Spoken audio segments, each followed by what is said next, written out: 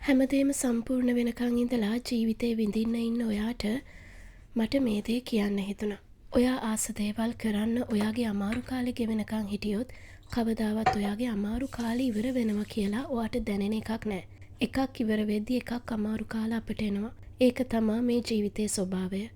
අපි කරන්න ඕනේ අපහසු කාලයන් තුලදීම අපිට අවැසි සතුට අපෙන් හොයාගෙන ජීවිතේ විඳින එක.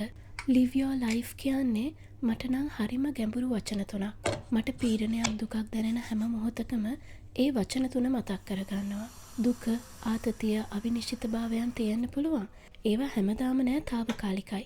ඒ తాවකාලිකයි කියලා ඔයා ඒවා ඉවර වෙනකන් ඔයා ආස ජීවිතේ විඳින්න හිටියොත් අර දේවල් හැමදාටම තියෙන සදාතනික ඒවා වෙනවා. දුක, ආතතිය, අවිනිශ්චිතභාවයන් තුලයි ඔයා ආස දේ කරන්න ඕනේ. මං ආස නිස්කලංක සරල ජීවන රටාව නිර්මාණය කරගන්න හැමදේම හරියනකං හිටියේ නෑ.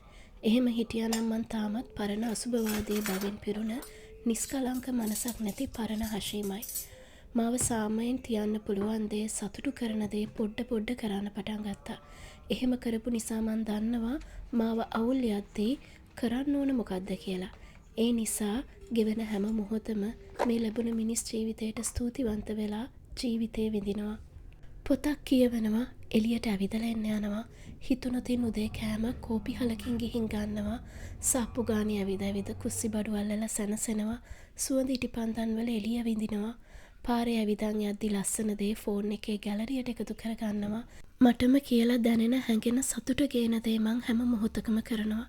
දවසක මේ වාතලයට මගේ අවසන් හුස්ම එකතු වුණාට පස්සේ ගත වෙන විනාඩි 7 මගේ පවුල එක්ක මං සතුටුන විදියයි, මට දැනෙන විදියට ජීවිතේ විඳ විදියයි ඒ විනාඩි 7ේදී සිහිපත් වෙන්න ඕන නිසා.